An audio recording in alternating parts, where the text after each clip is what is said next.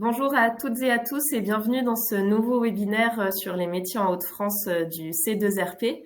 Aujourd'hui, on se donne rendez-vous pour parler des métiers de l'hôtellerie, de la restauration et du tourisme. Merci à nos interlocuteurs d'être présents aujourd'hui. Donc, Maxime Tonnoir, délégué général de l'UMI. Bonjour Maxime. Bien le bonjour. Christelle Dufresne, directrice du GEC HRT Hauts-de-France. Bonjour. Et Florence Ventour, chef de projet à l'observation au C2RP. Bonjour Florence. Bonjour à tous. Donc aujourd'hui, comme je vous le disais, on va parler métiers de l'hôtellerie, restauration et tourisme. Les métiers de l'hôtellerie-restauration, ils sont au cœur de grands enjeux régionaux aujourd'hui, que ce soit avec l'accueil des Jeux Olympiques 2024 cet été pour certaines épreuves, la saison touristique. On s'en rend pas bien compte encore aujourd'hui vu le temps qu'il fait, mais ça va démarrer sur la Côte d'Opale d'ici quelques mois. Ou encore l'année dernière, la labellisation des Hauts-de-France comme région européenne de la gastronomie. C'est des métiers qui s'adaptent et qui évoluent pour répondre aussi bien aux attentes des candidats et des salariés que pour évoluer face aux réalités du secteur aujourd'hui. Certains de ces métiers sont vraiment en tension, comme les métiers du service. Et donc, l'objectif de cette heure qu'on va passer ensemble, c'est de voir comment on fait pour attirer vers ces métiers, quels sont ces facteurs d'attractivité et quels sont les défis RH à relever. Donc, pour ça, on a décidé de travailler ce webinaire avec deux interlocuteurs précieux pour nous aujourd'hui, que sont donc l'Union des métiers de l'industrie hôtelière représentée par Maxime Tonnoir et le GEC hôtellerie, restauration, tourisme représenté par Christelle Dufresne. Christelle, est-ce que vous pouvez nous dire peut-être deux mots pour présenter ce qu'est le GEC, vu que c'est un nouvel arrivé sur la région Hauts-de-France? Oui, bien sûr. Donc, le GEC, c'est un groupement d'employeurs pour l'insertion et la qualification, donc spécialisé dans les métiers de l'hôtellerie, de la restauration et du tourisme, donc pour les Hauts-de-France. Et donc, nous sommes là pour accompagner donc les professionnels donc de la restauration à recruter donc leurs futurs collaborateurs par le biais de contrats de professionnalisation et donc de formation et de qualification. Donc, un acteur indispensable pour notre territoire dorénavant. Tout à fait. Nous avons une petite vidéo pour présenter rapidement le concept des GEC. Donc, je vous propose qu'on la diffuse pour ceux qui ne connaîtraient pas très bien le fonctionnement. Ça permettra d'y voir un peu plus clair.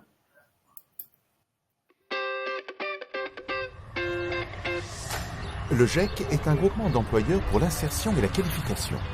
Il s'agit d'entreprises qui rencontrent des problèmes de recrutement de salariés qualifiés sur un secteur d'activité ou sur un territoire. Elles décident de se mobiliser en faveur de l'insertion en faisant un pari, celui de miser sur le potentiel de personnes, jeunes ou adultes, éloignées du marché du travail, peu ou pas assez qualifiées. Sous forme d'association loi 1901 à but non lucratif, le GEC est piloté et géré par ses entreprises adhérentes. Il sélectionne, recrute et met à disposition dans les entreprises adhérentes des salariés en contrat d'alternance dont le GEC reste le seul employeur. Le GEC facilite la gestion des ressources humaines. C'est lui qui s'occupe d'organiser et d'individualiser des parcours de formation, en répondant aux besoins des entreprises au regard du projet professionnel des salariés.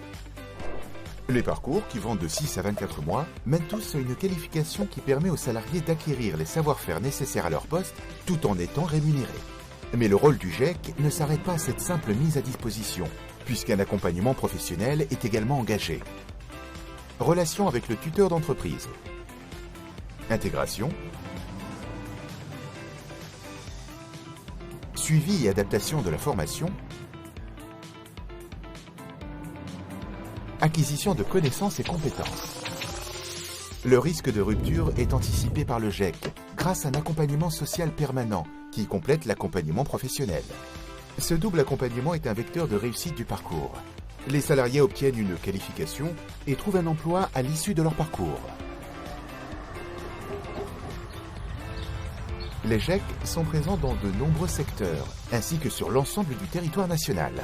Chaque année, les GEC sont labellisés par la Fédération française des GEC, en partenariat avec le ministère du Travail. Il s'agit d'une procédure qui vise à garantir le respect et la qualité de la prestation aux entreprises et aux salariés.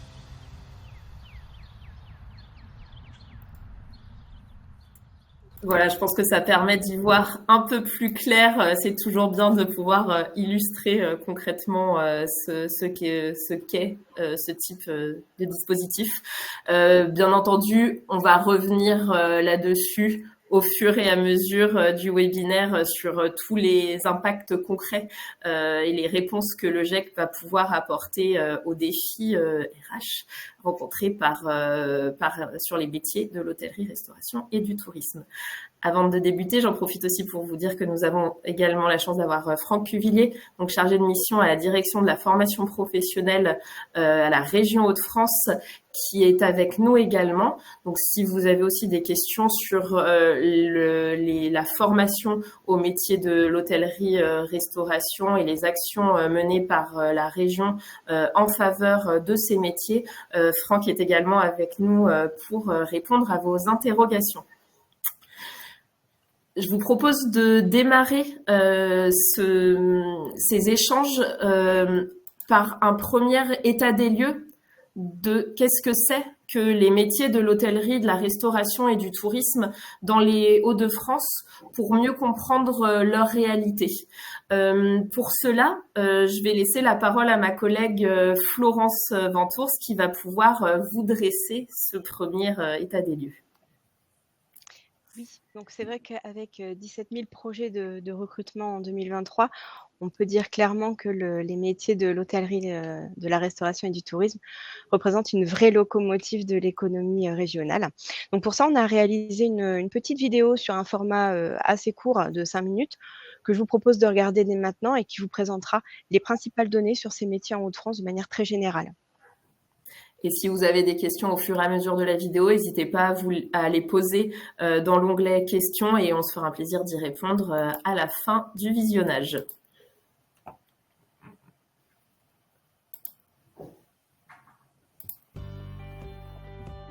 Bienvenue dans cette vidéo consacrée aux métiers de l'hôtellerie, de la restauration et du tourisme en Hauts-de-France et à leur formation. Vous y découvrirez les différentes professions, les opportunités d'emploi, ainsi que les compétences et formations requises. Les métiers de l'hôtellerie, de la restauration et du tourisme sont importants car ils répondent à des besoins essentiels, stimulent l'économie, favorisent la diversité culturelle, soutiennent le développement local, encouragent les interactions sociales et facilitent les échanges internationaux.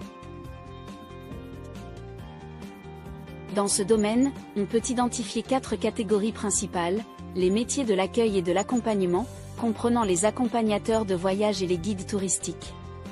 Les métiers de la cuisine et de la restauration, tels que les employés polyvalents de la restauration, les cuisiniers et les chefs cuisiniers. Les métiers de l'hôtellerie, incluant les valets ou femmes de chambre, les bagagistes, les gouvernants et les concierges d'hôtel. Enfin, les métiers de la gestion et du management, occupés par les directeurs, les gérants et les patrons d'hôtels, cafés et restaurants. En Hauts-de-France, plus de 66 600 professionnels exercent un métier de l'hôtellerie, de la restauration et du tourisme. Ils représentent 3% des travailleurs régionaux, pour 78% d'entre eux, exercent dans le secteur de l'hébergement et de la restauration. Certains exercent dans d'autres secteurs tels que l'hébergement médicalisé et l'hébergement social de personnes en difficulté, et l'enseignement. Les professionnels de l'hôtellerie, de la restauration et du tourisme les plus présents dans la région sont les serveurs de cafés-restaurants, les cuisiniers, les employés polyvalents de la restauration, aides et apprentis de cuisine, et les patrons d'hôtels, cafés, restaurants. En majorité, ces professionnels sont des femmes, ils appartiennent à la catégorie « employés » et exercent en contrat sans limite de durée, même si la saisonnalité est forte dans ces métiers, et les indépendants représentent 13% des effectifs. Leur niveau de diplôme est principalement égal au CAP. La région Hauts-de-France se distingue par son patrimoine, ses paysages diversifiés et sa proximité avec d'autres régions et pays. Sa gastronomie, ses événements culturels et sportifs ainsi que son infrastructure touristique développée ajoutent à son attrait. De plus, en accueillant une partie des Jeux olympiques et paralympiques de 2024, la région voit une opportunité unique de renforcer son rayonnement international, tout en stimulant son développement économique à long terme. Après une hausse en 2019, les embauches ont chuté en 2020 avant de rebondir en 2021, reflétant la reprise progressive après la crise pandémique, mais sans atteindre les niveaux précédemment observés. Les contrats sont en majorité des CDD de moins d'1 mois et ce sont principalement les départements du Nord et du Pas-de-Calais qui concentrent les embauches. Les métiers d'employés polyvalents de la restauration, d'aide et apprentis de cuisine, ainsi que les serveurs de café-restaurant, sont particulièrement concernés. Cette dynamique se traduit également par une demande accrue de main-d'œuvre, avec la moitié des projets de recrutement en région jugés difficiles, mettant en lumière les défis persistants du marché du travail dans ce domaine. Par ailleurs, la majorité des métiers de la cuisine et restauration sont en très forte tension. D'ici à 2030, le nombre de départs à la retraite et le turnover très fort créeront de nombreuses opportunités d'emploi à pourvoir. Ainsi, en région, il y aura toujours une forte demande pour les cuisiniers, les employés et agents de maîtrise de l'hôtellerie et de la restauration.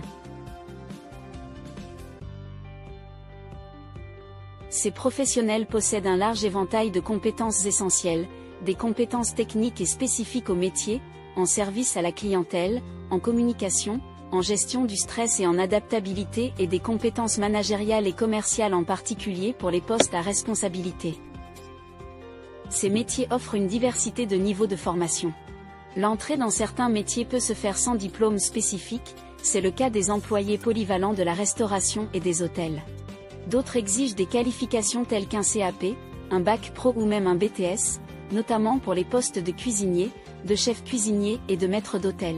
Enfin, les cadres de l'hôtellerie et de la restauration occupent des postes de supervision et de gestion qui nécessitent souvent des diplômes universitaires ou des formations spécialisées. Ces métiers sont accessibles par différentes voies de formation, y compris la VAE, et le recours à l'alternance y est important. Il est important de noter que même si certains métiers peuvent être accessibles sans diplôme, l'expérience et la formation sur le terrain sont souvent très appréciées. La progression dans ces métiers peut y être rapide. L'offre de formation dans ce domaine est bien présente et répartie à travers différentes zones clés de la région, notamment la Côte d'Opale, la métropole lilloise, le bassin minier, Valenciennes, Cambrai, Amiens et Beauvais. Pour en savoir plus, le C2RP vous propose une série de ressources consacrées aux métiers dans les Hauts-de-France, webinaires et replays, Cléor l'outil d'information sur les métiers, un tableau de bord des métiers, et le répertoire des formations pour y accéder. Flashez le QR code.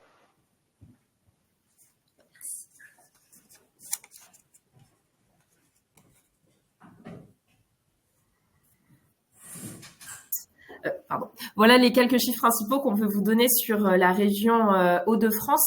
Cette vidéo est mise à votre disposition sur la chaîne YouTube du C2RP si vous souhaitez vous en servir, et elle est également disponible dans le PDF.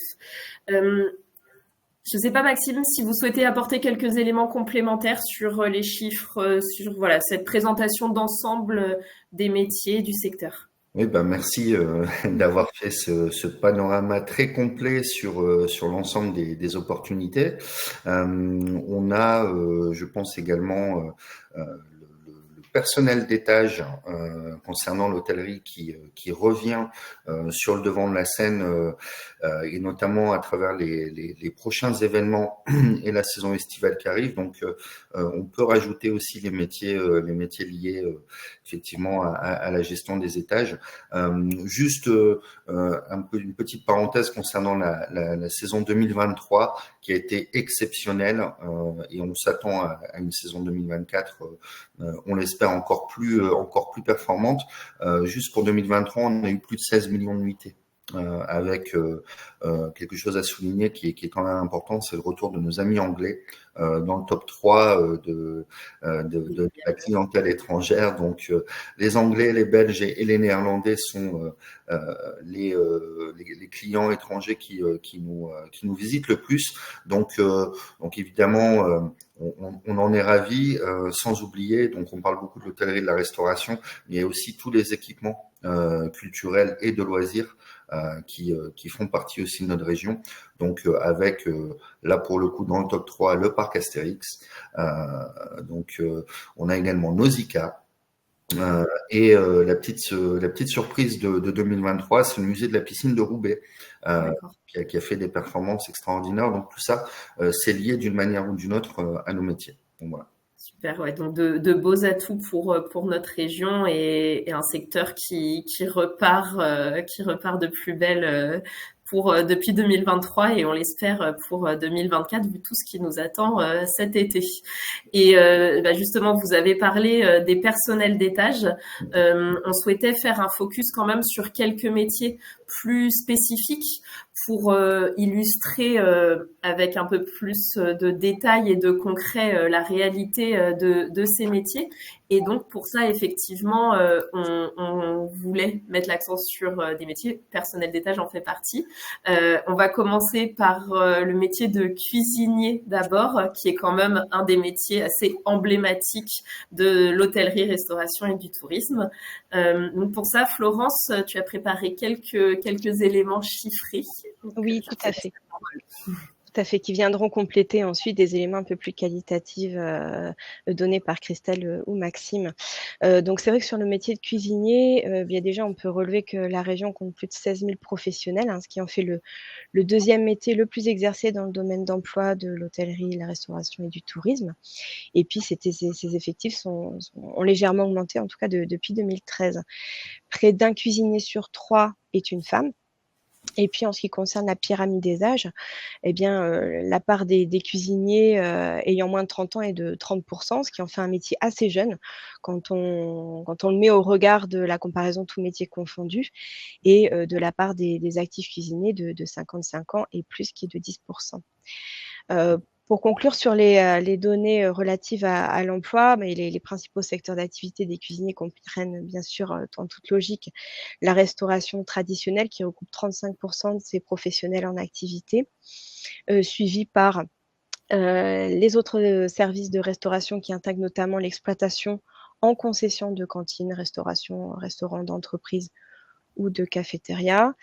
On a l'enseignement secondaire général, les activités hospitalières et enfin la restauration collective sous contrat, c'est-à-dire les activités des entreprises qui fournissent des repas qui sont généralement préparés dans des cuisines centrales pour des cantines, des restaurants d'entreprise aussi.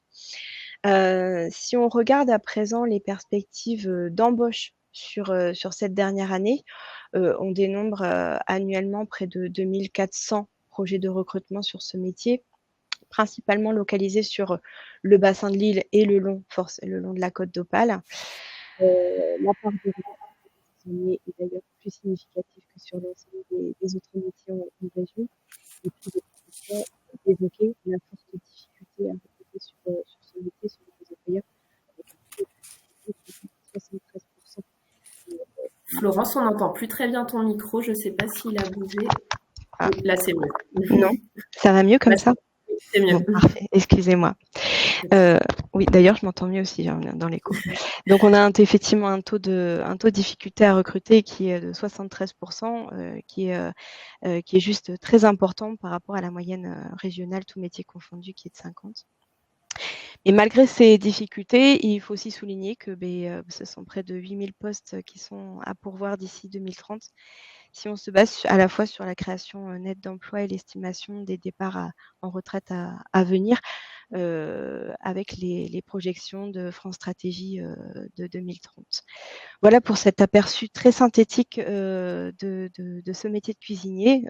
Et maintenant, l'idée, c'est effectivement de venir compléter avec des éléments qualitatifs qui viendront compléter ces différentes données.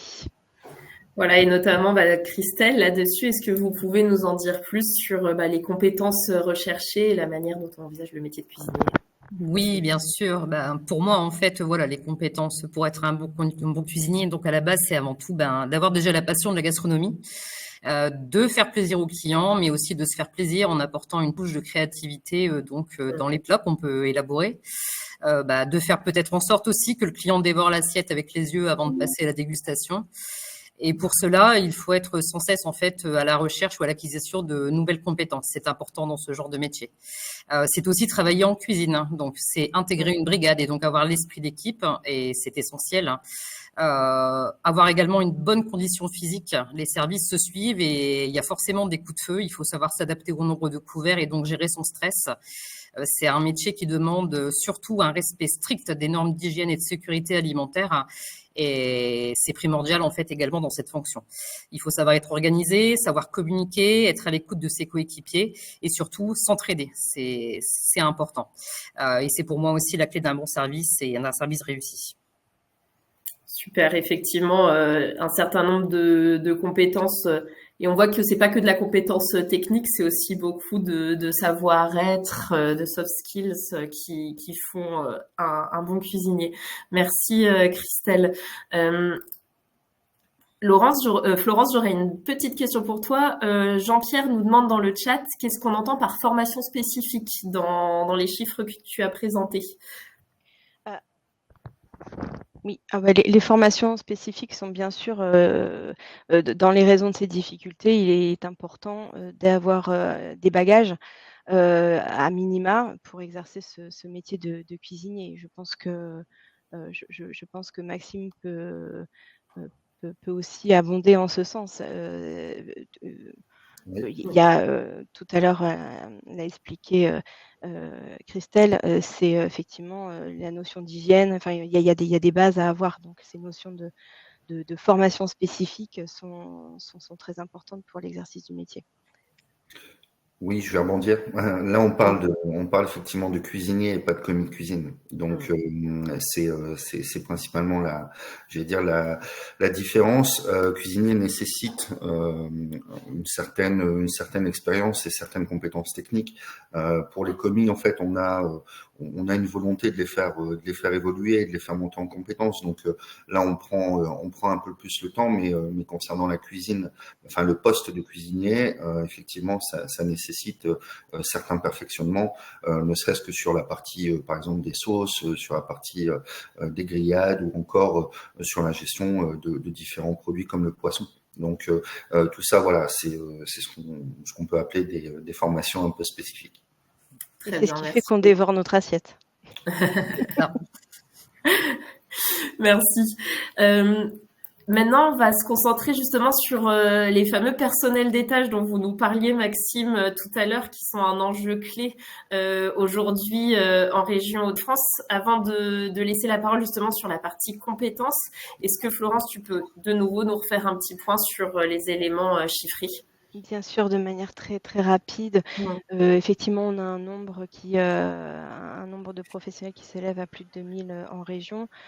On observe toutefois une légère baisse de leurs effectifs depuis 2013, mais sensiblement, cette tendance pourrait aller à l'inverse pour les prochaines années, comme nous le montrait Maxime. On retrouve un taux de féminisation qui est bien plus important ici, avec 82% de femmes qui exercent ce métier.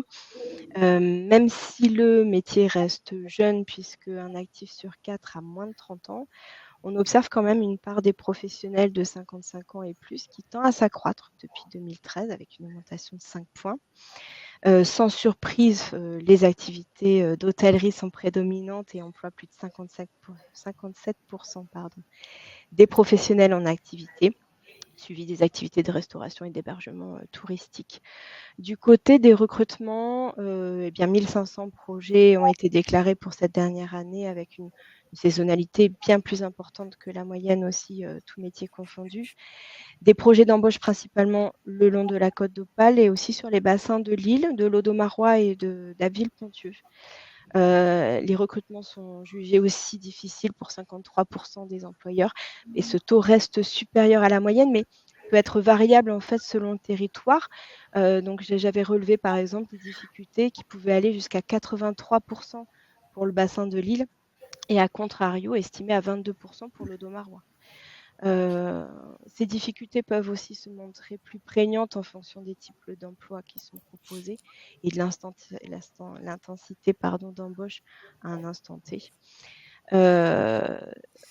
Au final, d'ici 2030, on aurait 6500 postes à pourvoir en région, dont 40% seraient uniquement dédiés à la création nette d'emplois, et ce qui vient renforcer ce que disait Maxime tout à l'heure sur le fait qu'on allait effectivement avoir ce métier sur le devant de la scène pour les prochaines années.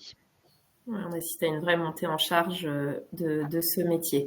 Et donc, si justement on veut recruter plus de personnes et orienter donc des personnes vers ces métiers, Christelle, est-ce que vous pouvez nous dire quelles vont être les compétences qui sont recherchées?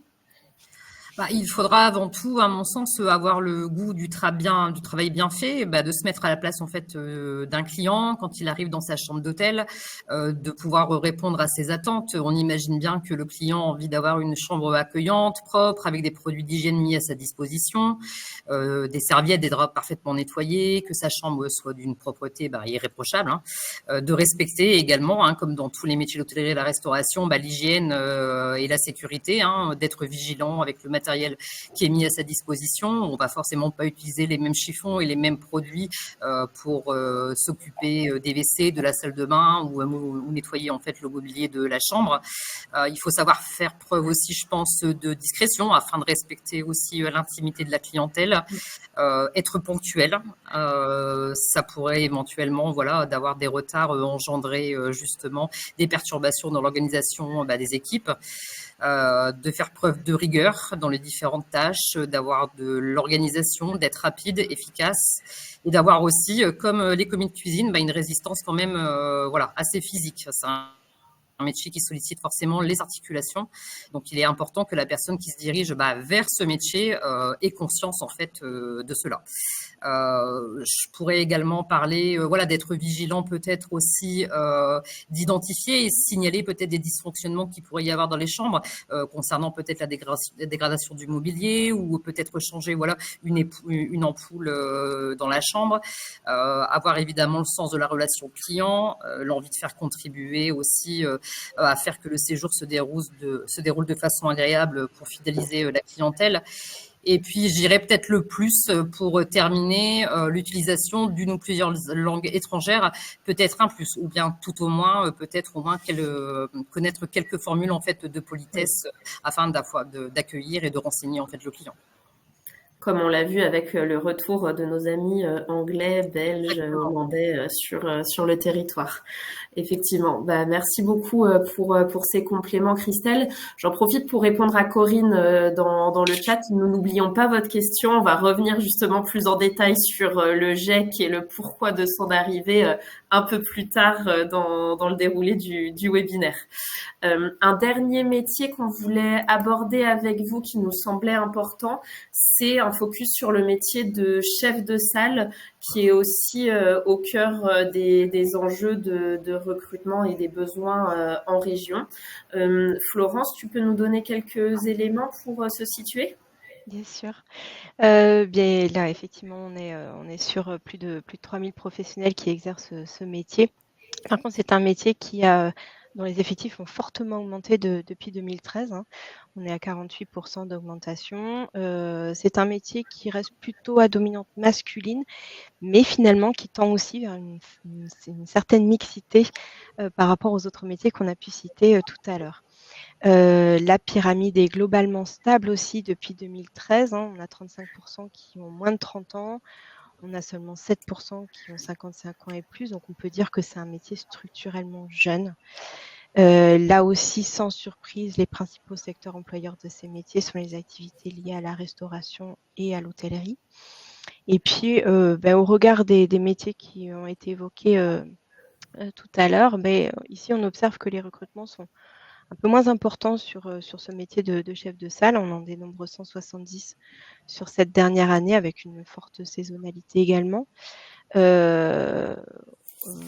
a 60% aussi des employeurs qui sont confrontés à des difficultés dans leur recrutement en raison notamment du manque de main-d'œuvre disponible, des conditions de travail qui peuvent être jugées parfois contraignantes.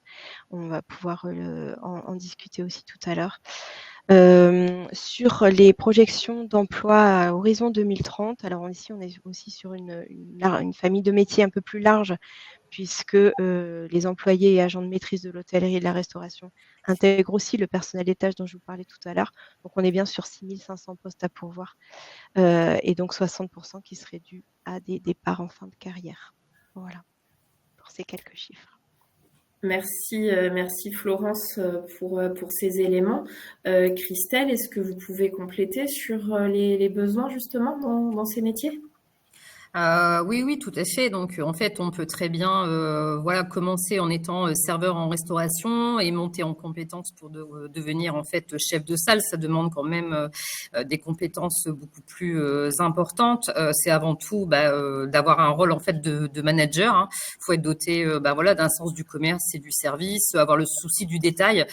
Comme dans tout métier du service, il faut avoir l'œil partout pour pouvoir anticiper en fait les demandes en fait des clients. C'est aussi contribuer à faire vivre une expérience unique à ses clients pour les fidéliser afin qu'ils puissent revenir régulièrement en fait dans l'établissement, être également organisé, avoir de la rigueur, c'est essentiel pour pouvoir également aussi accompagner ses équipes et le déroulement d'un service de qualité, et puis être aussi à l'écoute et encourager ses collègues et promouvoir en fait l'esprit d'équipe. Super, merci beaucoup Christelle pour ces éléments. Donc voilà, on vous adressait un petit panorama d'ensemble des métiers de l'hôtellerie. On vous a fait ce focus pour vous montrer quelques métiers qui sont particulièrement à enjeu sur notre territoire et sur lesquels vous pourriez être amené à orienter vos publics. L'idée maintenant, ce serait d'aller creuser les questions d'attractivité de ces métiers de l'hôtellerie, restauration, tourisme. On a commencé à l'entendre un peu dans les propos tenus par les uns et les autres. Il y a des contraintes qui peuvent être fortes sur ces métiers, peut-être aussi des idées reçues qu'on peut avoir sur ces métiers. Et en même temps, on entend, voilà, c'est un secteur d'avenir quand même pour notre région. On monte en puissance, on monte en charge là-dessus. Il y a des possibilités d'évolution qui ont l'air importantes. Enfin, Maxime, est-ce que vous pouvez justement nous en dire peut-être un peu plus là-dessus sur pourquoi les demandeurs d'emploi ou les jeunes de notre région, ils devraient s'orienter vers vos métiers? Oui, bien sûr. Alors, on va tout de suite parler des conditions de travail. Comme ça, on va toucher du doigt le sujet un peu sensible. Il y a une prise de conscience de la profession, de la filière sur les conditions de travail. Donc, il y a une augmentation en moyenne de 16% des rémunérations. Donc ça a été fait, et d'autant plus qu'en fin d'année dernière, on a encore augmenté de 5%. Donc ce qui fait que c'est pas la rémunération en fait la problématique première. Deux, on va parler également du rythme de travail. Alors évidemment, c'est des métiers qu'on exerce lorsque les autres s'amusent ou prennent du bon temps. Donc les clients prennent du bon temps, ont des loisirs évidemment en week-end, évidemment en soirée. Donc c'est des métiers où pendant les vacances, etc., il est évident qu'on va mobiliser sur ces sujets-là le temps de travail. Mais en même temps, quand vous prenez d'autres filières d'activité, j'en citais 3 pour être politiquement correct, la logistique, le bâtiment ou l'aide à la personne, c'est évidemment la même chose. Donc sur ce point-là, en fait, l'avantage des métiers de l'hôtellerie, de la restauration et du tourisme, c'est que on travaille quand même dans une atmosphère qui est quand même juste extraordinaire. Tout à l'heure, Christelle disait donner du plaisir aux autres, c'est l'enjeu prioritaire de nos métiers. Donc sur l'organisation du temps de travail, bon nombre d'entreprises proposent des solutions. Donc une des problématiques majeures, c'est la coupure. Évidemment, cette question de la coupure, elle se gère différemment suivant la taille de l'entreprise. C'est-à-dire que plus une entreprise va être staffée, entre guillemets, va avoir des salariés qui vont pouvoir organiser un roulement, et plus on va avoir une facilité à réorganiser le temps de travail suivant justement les uns et les autres. Et c'est ce qui se fait de plus en plus. Et il y a aussi, et je pense qu'un de nos restaurateurs abordera la question, c'est aussi la question de l'animation. Donc, par exemple, sur les métiers du service en salle, le grand retour du pourboire est sur la table en ce moment. Mais il y a aussi tout ce qui va, j'allais dire, l'utilisation des nouvelles technologies, qui est de plus en plus prépondérante. Donc, quand on parle justement des conditions de travail, elles évoluent, elles s'adaptent aux différentes problématiques. La période après Covid a été, j'allais dire, radicale en termes d'évolution, notamment par rapport à aux consommateurs en tant que tels. On voit l'arrivée de ce qu'on appelle le slow tourisme de plus en plus sur nos territoires, donc des gens qui souhaitent se reconnecter, que ce soit avec la nature, que ce soit à travers les liens sociaux qu'ils souhaitent développer. On a un grand retour également des familles qui évoluent, enfin en tout cas font évoluer leur mode de consommation, non plus sur des semaines complètes, mais plutôt sur des week-ends. Donc là aussi, il faut qu'on puisse nous répondre à ces besoins.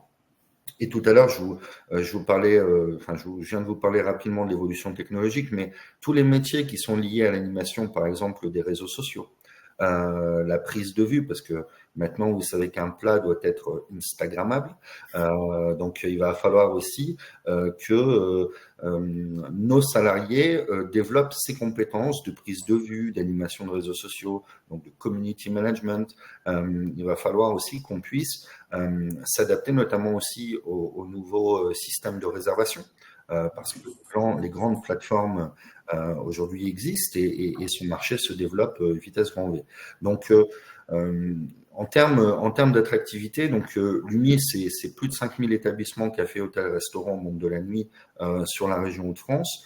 On sent justement l'ensemble des professionnels du secteur intégrer justement ces nouvelles pratiques. Le groupement d'employeurs, dans son approche auprès des publics, a également intégré ces nouvelles pratiques. C'est-à-dire que l'ensemble des partenaires formation avec qui on va travailler demain vont pouvoir également intégrer dans le cadre de ces formations justement ces nouvelles demandes. Parfait. Oui, donc un secteur qui a su évoluer avec son temps et qui évolue encore avec ces nouvelles technologies, les enjeux de développement durable, etc. Merci beaucoup Maxime pour ces éléments. Maintenant, on voulait échanger ensemble et avec vous. L'idée, c'est bien de rebondir aussi sur vos questions, sur les grands défis en termes de ressources humaines qui attendent le secteur et qui vont impacter les recrutements à venir et sur lesquels il serait intéressant d'échanger tous ensemble. Pour ça, il nous semblait intéressant, important de donner aussi la parole aux acteurs du terrain qui agissent au quotidien sur notre territoire pour l'emploi des métiers hôtellerie, restauration, tourisme. Et donc, pour ça, on va donner la parole pour commencer à Yves Poletti, donc, qui est dirigeant d'un hôtel sur notre territoire.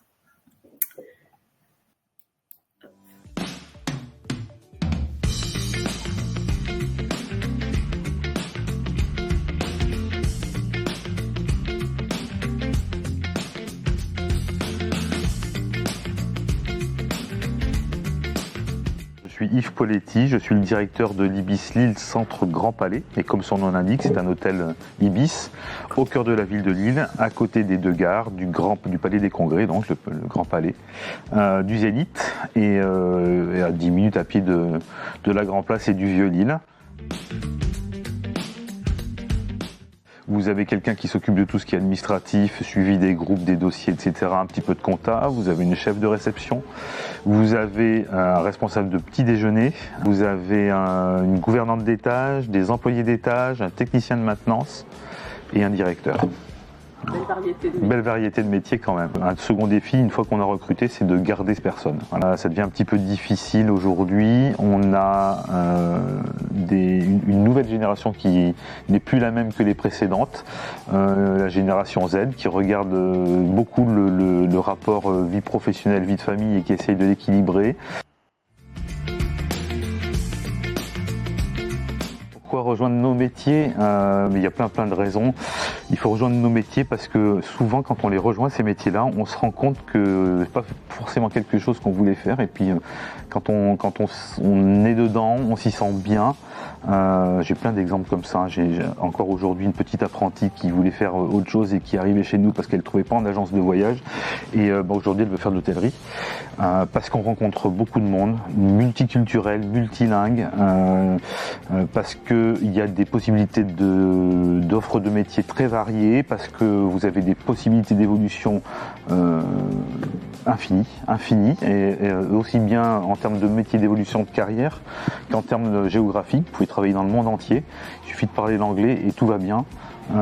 Et puis parce qu'on rencontre tellement de gens, on travaille en équipe, aucune journée n'est la même, il y a plein de surprises, et puis même dans son métier, dans son rôle, on peut avoir des missions particulières. J'ai commencé cuisinier, je suis passé barman, je suis passé serveur, aujourd'hui je suis directeur d'hôtel, vous voyez, donc on peut tout faire et on peut le faire vite.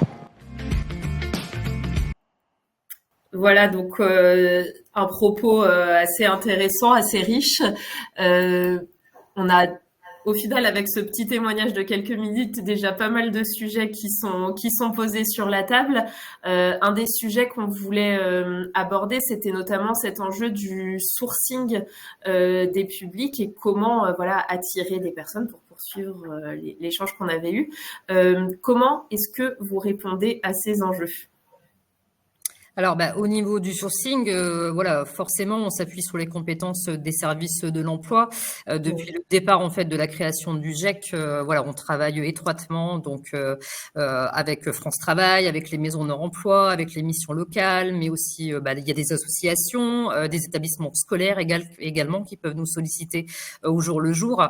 On met en place des réunions d'information, en fait, directement, donc, dans leurs locaux. On rencontre le public, on échange avec eux, on les informe en fait sur nos métiers, on les informe de manière collective, on les prend également individuellement. Certains n'osent pas forcément en fait s'exprimer devant un groupe, donc on fait en sorte de les mettre les plus à l'aise possible.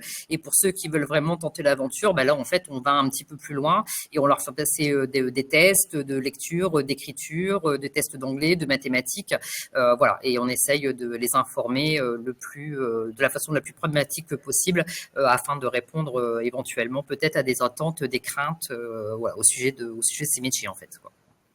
Très bien. Et je rebondis sur des questions qui ont été posées dans le chat. Là, on a abordé le côté sourcing des personnes. Il y a aussi l'aspect comment vous faites venir les entreprises au sein du GEC. Qu'est-ce qui a motivé justement la création du GEC HRT dans les Hauts-de-France ? Alors, je vais prendre la parole. C'est en fait la problématique liée au recrutement dans les métiers de l'hôtellerie-restauration, elle est chronique. On a, en tout cas, la gouvernance de l'UMIH Hauts-de-France a décidé de lancer en 2023 une étude de faisabilité du groupement d'employeurs, donc ce qui a été réalisé et ce qui aboutit donc sur la création de ce groupement. L'idée, en fait, pour nous, c'était de prendre les choses en main. C'était de dire ok, on a conscience des différentes problématiques. J'ai vu passer aussi une question concernant le comportement des employeurs sur certains sujets. Donc là-dessus, il faut savoir quand même que les entreprises qui intègrent le groupement d'employeurs s'engagent à travers la signature d'une charte éthique à adopter une certaine posture. Pour avoir cette labellisation groupement d'employeurs pour l'insertion et les qualifications, donc qui est, je le rappelle, décernée par la Fédération française des GEC, il faut aussi qu'on réponde, nous, à certains critères. Donc vous imaginez bien que les exigences qui sont posées par la fédération ruissellent évidemment sur les membres et sur les adhérents du groupement. Donc on sélectionne les entreprises avec lesquelles on choisit de travailler et on va dire on les qualifie d'entreprises bienveillantes. Voilà. Donc ça c'est la première chose. Ensuite pour continuer justement sur ce que disait Christelle, l'UMI fait aussi partie de ce qu'on appelle le CRI, donc le comité régional pour l'insertion dans l'emploi, qui est piloté par la DRETS Hauts-de-France, parce qu'on a eu aussi une volonté de diversifier nos différentes modalités de recrutement à travers notamment le fait de tisser des passerelles avec les SIAE.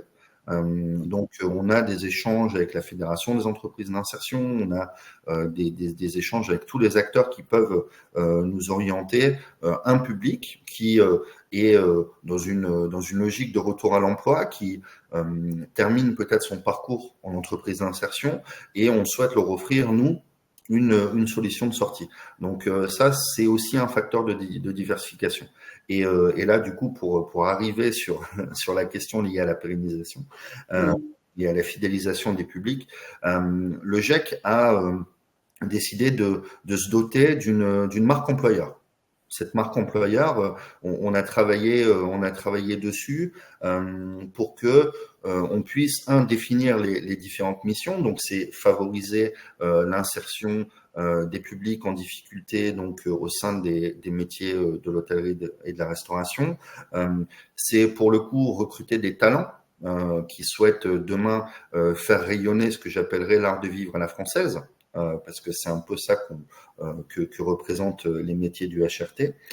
C'est aussi de s'engager dans un cursus de formation qui nous permet de prendre les personnes sans diplôme, sans forcément d'expérience, et de les faire monter aux compétences à travers un parcours qui est défini.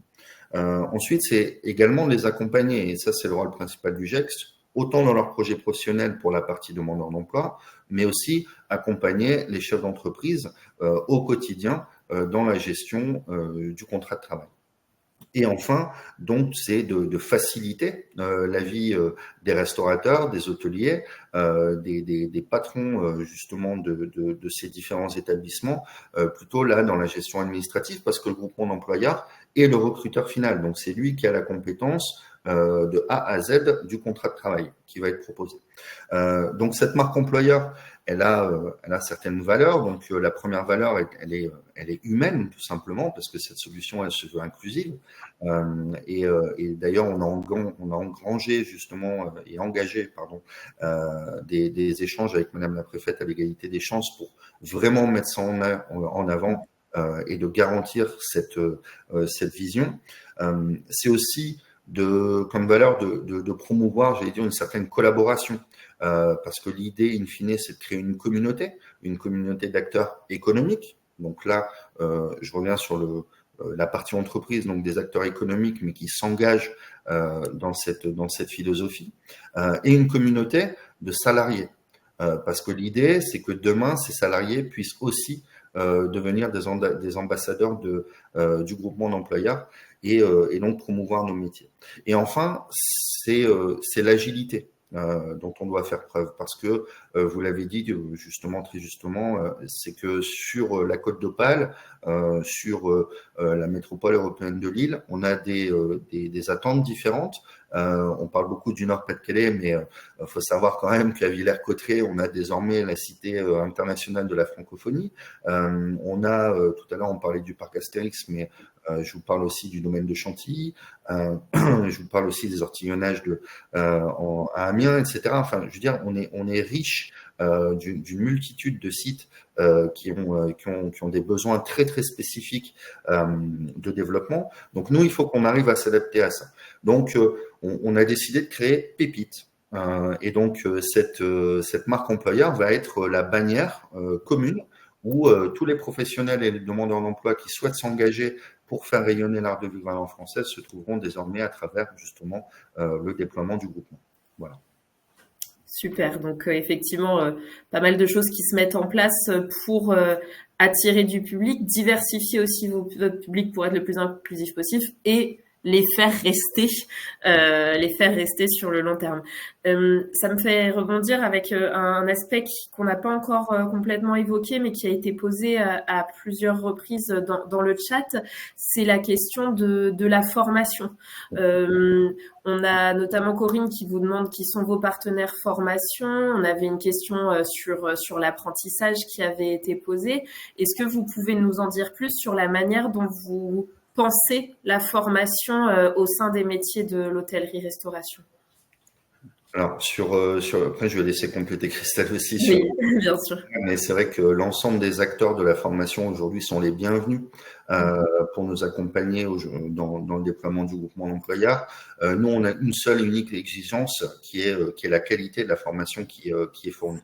Donc, pour ce faire, on a aujourd'hui une opportunité. C'est qu'il existe un campus des métiers et des qualifications, tourisme et innovation, qui est basé au Touquet, mais qui est un campus régional. Et donc, l'UMI, désormais, est à la présidence de ce campus et a une volonté, c'est que tous les acteurs de la formation, privés, publics, puissent se retrouver au sein de ce campus pour promouvoir encore une fois les métiers qui nous incombent. Donc ça, c'est notre vision. Maintenant, je le répète, tout le monde est bienvenu à partir du moment où on respecte entre guillemets le cahier des charges qui nous est imposé. Donc nous, on est dans le cadre de contrats de professionnalisation, donc si je me trompe pas, de 12 à 24 mois, avec une exigence de la part de notre opérateur de compétences Acto qui est d'être certifié. Oui. Donc sur cette formalité-là, à part ça, nous après c'est un échange que vous aurez avec la direction du GEC sur la définition précise de la formation, sur l'organisation justement de la planification du temps de formation par rapport à la réalité du terrain. Parce que là, tout à l'heure, on parlait de saisonnalité, mais il est évident que juillet-août, on va pas les mettre en formation. Donc, ça, c'est mieux quand c'est dit, même si c'est évident, mais c'est toujours mieux quand c'est dit. Et puis, nous, notre volonté, c'est aussi, à travers justement le prisme formation, c'est de se dire, on va privilégier des choses un peu innovantes. On a été lauréat dernièrement d'un appel à projet dans le cadre de contrats de professionnalisation expérimentaux. Et là, je laisse Christelle compléter parce que c'est elle qui est en train de les déployer sur zone. Oui, donc on a la possibilité donc de pouvoir travailler, donc comme disait Maxime, donc avec tout type de centres de formation, mais on a également la possibilité d'intégrer en fait nos futurs candidats dans un dispositif en fait qui est la FEST. C'est une action de formation en fait en situation de travail, en passant par l'expérimentation en fait de la VE1 inversée. Donc pour ça en fait on s'est on a créé en fait un partenariat donc avec une entreprise spécialisée dans la FEST et qui permet en fait à chaque candidat d'avoir un coach dédié tout au long en fait de son parcours avec des échanges réguliers, et vraiment un accompagnement sur mesure pour pouvoir lever éventuellement tous les freins qui pourrait y avoir en fait lors de la formation. Donc aujourd'hui, on peut proposer en fait deux types de dispositifs à nos entreprises adhérentes. Donc la formation donc classique par le biais d'un centre de formation, mais également le 100% en fait entreprise par le biais en fait justement de ce dispositif AFEST et de la VAE inversée. Oui, je pense que là-dessus, on aura l'occasion de revenir sur ces expérimentations, notamment avec mon collègue Sébastien Seguin qui gère la VAE. Donc, on vous tiendra informé des expérimentations faites par le GEC à l'avenir au sein du C2RP. Vous inquiétez pas là-dessus. Donc, on voit, il y a beaucoup de possibilités de formation. Je rappelle d'ailleurs pour tous les participants au webinaire que vous pouvez retrouver sur le site du C2RP le catalogue de toutes les formations disponibles en région. Donc, si vous avez des besoins de recherche spécifiques sur telle ou telle formation, vous pouvez retrouver les sessions disponibles aujourd'hui en région sur notre site, notamment dans le cadre, par exemple, du programme régional de formation. Je vous propose de visionner un deuxième témoignage maintenant, qui est le témoignage de Pierre-Olivier Vasseur, restaurateur aussi sur notre territoire, qui va pouvoir illustrer encore une fois ce sur quoi on échange.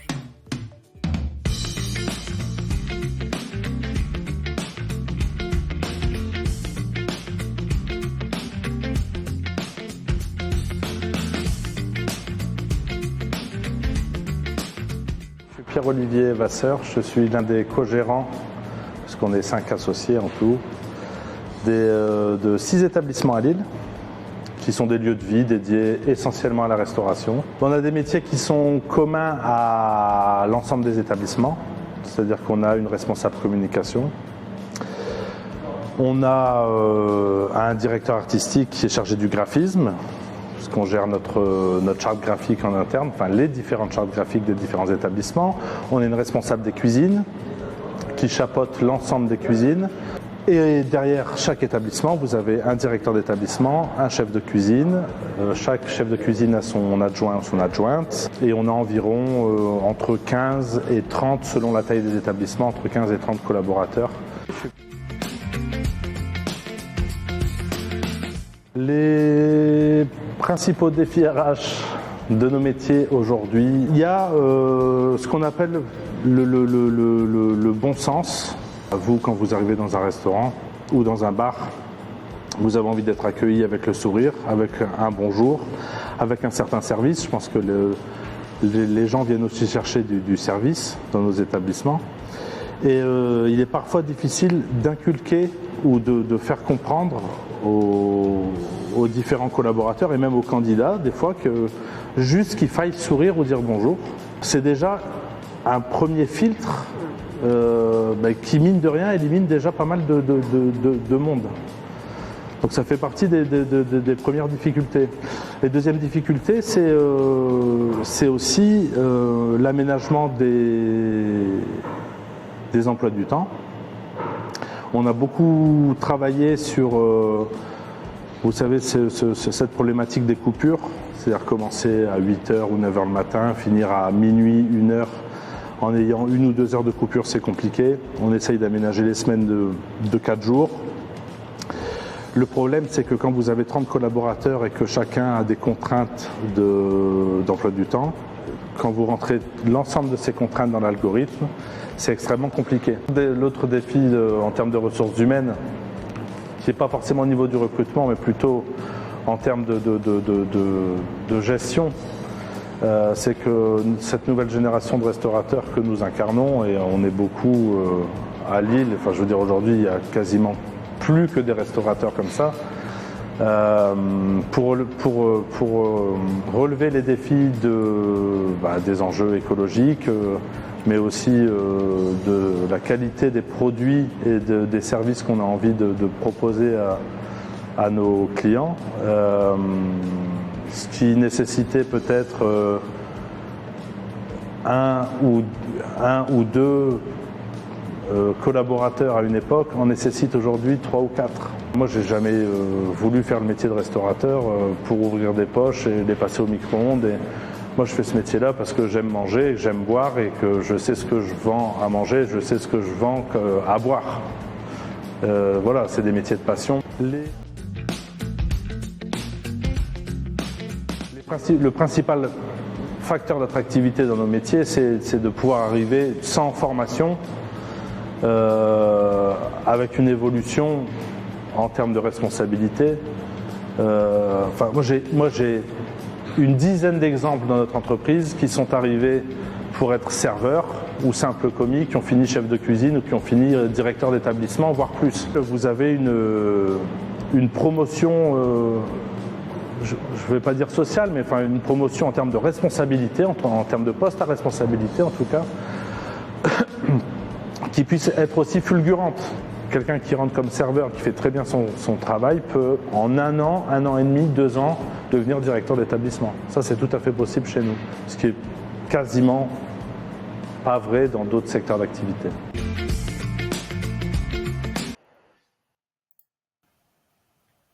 Voilà, vous avez un exemple concret. Exactement, voilà. Je pense que le propos de Pierre-Olivier Vasseur vient bien illustrer pas mal des points qu'on a abordés là, et notamment cette évolution possible, cette formation sur le tas dedans une fois qu'on est recruté, et qui permet d'évoluer dans le cadre de son activité. Un point qu'il évoque, peut-être un dernier point sur lequel je voulais qu'on revienne, et qu'il évoque dans son propos, c'est aussi l'évolution du métier avec, il parle de cette nouvelle génération de restaurateurs qui arrive. Est-ce que pour vous, on est sur une révolution des métiers de l'hôtellerie-restauration, ou au moins une grande évolution qui est en cours? Oui, je vous confirme que concernant l'évolution notamment de la restauration, mais c'est vrai aussi pour l'hébergement, mais sur la restauration, en fait, vous savez que depuis le début de l'année, on est dans le cadre notamment de l'obligation du tri des biodéchets. Alors sur tous ces sujets-là, on est plutôt dans une logique anti-gaspillage. Donc, ça veut dire qu'il faut aussi avoir cette appétence pour le développement durable. Mais au-delà des biodéchets, on va parler aussi des économies d'énergie qui impactent réellement les factures des chefs d'établissement. Et donc là-dessus, en fait, on s'oriente vers des restaurateurs, des hébergeurs qui ont une conscience durable qui s'accélère de fait. À travers cette réalité de l'époque dans laquelle on vit. Mais là, dernièrement, il y a le salon Foodtech qui est en train de se tenir avec toutes les startups qui gravitent dans notre univers. Le 8 avril prochain, il y a le week-end d'innovation tourisme auquel, alors c'est lundi, c'est au Touquet. En fait, ce qui va se passer, c'est qu'on va remettre les prix des talents d'innovation touristique. Donc, tout ça, en fait, nous, on souhaite valoriser justement l'ensemble de ces prises d'initiative. Et il est clair que la révolution est en marche. Et elle s'arrêtera pas. Et donc aujourd'hui, en fait, quand on voit cette nouvelle génération arriver, et ce sur l'ensemble des territoires, on n'a qu'une envie, c'est de pouvoir les accompagner et de leur permettre de développer leur chiffre d'affaires. Et c'est pour ça aussi que le groupement d'employeurs a été créé. C'est pour les accompagner et les aider sur cette fameuse problématique de recrutement. Mais tout ça, il faut le valoriser. Et c'est un peu l'enjeu de Pépite. Voilà. Mais en tout cas, encore un nouveau facteur, on va dire, d'attractivité pour ces métiers avec cette capacité à se renouveler et à évoluer avec son temps. Christelle, j'ai une dernière question pour vous, vu qu'elle a été posée dans le chat. C'est est-ce qu'on peut candidater directement auprès du GEC? Est-ce que les candidats que suivent nos orienteurs peuvent venir postuler Absolument. Absolument. Beaucoup de candidats nous contactent directement en fait via les réseaux sociaux. Nos coordonnées sont disponibles également sur le site de la Fédération française en fait des GEC. Donc voilà, l'adresse je peux la communiquer, hein, contact@gec-hrt.fr. Et c'est vrai qu'on reçoit donc énormément de candidatures en direct et on les étudie en fait très très rapidement et voilà, et on met en place des entretiens dans les meilleurs délais pour pouvoir rencontrer justement ces candidats. Merci beaucoup Christelle. On arrive au bout de notre heure de webinaire. On aurait voulu encore aborder plein de sujets, mais c'est vrai que voilà, le temps file. Pour ne pas frustrer personne, Maxime, Christelle, est-ce que vous avez un dernier mot et un dernier point que vous vouliez évoquer avant qu'on se laisse?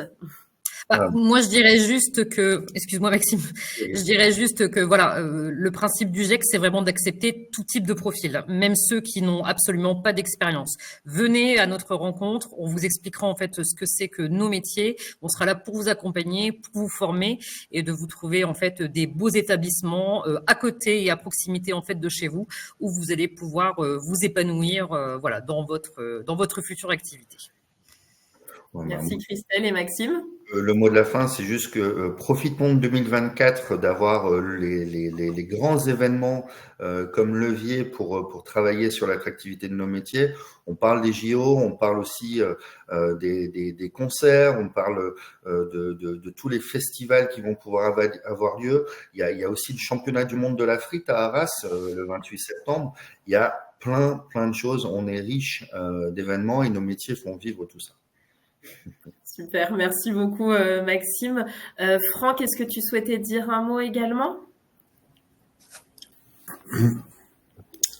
Avec plaisir, même si j'ai un petit souci avec l'activation de ma caméra et de mon micro, si bien que je n'ai pas de certitude que vous me voyez, que vous m'entendez bien. On te voit mal, mais on t'entend très bien. Donc on a alors c'est parfait, c'est l'essentiel. Non, mais simplement insister sur le fait que la dénomination qui a été trouvée pour cette marque employeur, la Pépite, je trouve que c'est vraiment absolument parfait. Et dire que On est vraiment en plein cœur d'un problème que nous avons collectivement à résoudre, qui est celui de l'attractivité. Donc, et je dirais double problème, puisqu'il y a l'attractivité des métiers, mais il y a aussi l'attractivité du territoire régional. Et je pense qu'avec le secteur de l'hôtellerie, tourisme, restauration, et aussi avec ce groupement d'employeurs et avec Pépite, nous avons la possibilité d'avoir un outil pour améliorer l'attractivité du territoire grâce à l'attractivité du secteur et aussi des formations, puisqu'évidemment la capacité d'accueil des touristes est un point capital pour renforcer l'attractivité du territoire régional dans son ensemble. Donc, je dirais merci et bravo. Merci à Maxime, merci à Christelle Dufresne, et puis merci au C2RP également pour avoir monté ce webinaire dont je pense que beaucoup de personnes seront très très intéressées et curieuses de pouvoir y compris le revisionner, puisqu'il sera, sauf erreur de ma part, disponible en replay. C'est bien ça? Complètement, nous mettrons à disposition le webinaire en replay sur le site du C2RP. De la même manière, pour répondre à Claire, les vidéos de témoignages vous seront mis à disposition dans les prochains jours. Donc, vous aurez toutes les ressources à disposition. Ça me permet justement de conclure sur le cadre dans lequel s'intègre ce webinaire. Le C2RP vous propose des séries de ressources sur les métiers en Hauts-de-France, avec des focus sur les métiers où on a les plus grands enjeux sur notre territoire. Pour les métiers de l'hôtellerie, restauration, tourisme, vous avez disponible en téléchargement l'infographie. Vous retrouvez sur notre site la petite vidéo synthétique qu'on vous a présentée en début de rencontre. Dans les prochains jours, on mettra en ligne le replay. Et au quotidien, si vous souhaitez avoir des chiffres, vous avez notre tableau de bord métier qui est à votre disposition. Donc, n'hésitez pas à les consulter.